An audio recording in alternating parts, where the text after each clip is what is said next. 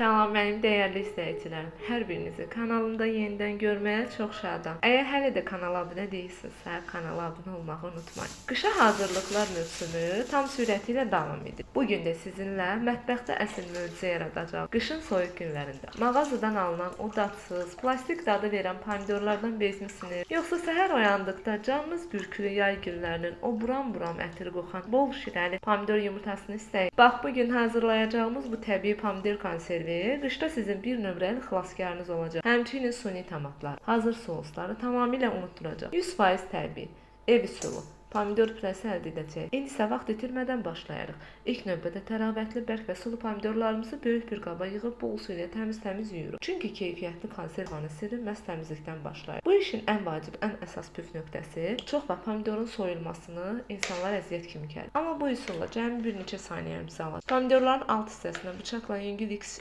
şəklində kəsiklər atıb üzərinə qaynar su töküb cəmi 1-2 dəqiqə saxlayın. Baxın, görün qabıqlar öz-özünə necə rahatlıqla ayrılır. Heç bir əziyyət çəkmədən. Meyvənin ətli hissəsini və şirəsini zayi etmədən qabıqları soyub təmizləyirik. Soyulmuş pomidorları taxtanın üzərinə qoyub nə çox iri, nə də çox xırda, tam istədiyimiz ölçüdə kubik-kubik doğrayırıq. Niyə blenderdən keçirmirik? Çünki bu formada doğrayanda qışda tavaya tökəndə sanki biraz əvvəl bostandan dərilmiş təzə pomidor kimi hiss olunur. Pomidor yumurtanın içində ləzzəti də tam başqadır. Doğradığımız bu gözəl pomidorları böyük dərin bir qazana tökürük. Qapağını bağlayıb orta odda ocağa qoyuruq. Qazan qızdıqca pomidorlar öz bol təbii şirəsini salmağa başlayacaq.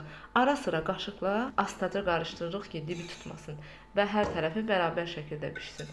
Təxminən 30 dəqiqə qaynatdıqdan sonra sona 5 dəqiqə qalmış üzərinə 3 kilo pomidora 1 xörək qaşığı duz, 1 xörək qaşığı şəkər tozu əlavə edirəm. Duz pomidoru sadəcə dad vermək üçün istifadə olunur. Ən əsas sirrimiz qazanın ağzını açıb suyunu biraz çəkirik.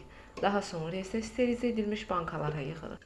Qapağının tam sıxıldığından əmin olduqdan sonra bağladığımız bankaları tərs çevirərək masanın üzərinə düzürük və üstünü qalın bir dəsmal və ya örtük ilə büküb tam soyuyana qədər təxminən bir gün saxlayırıq.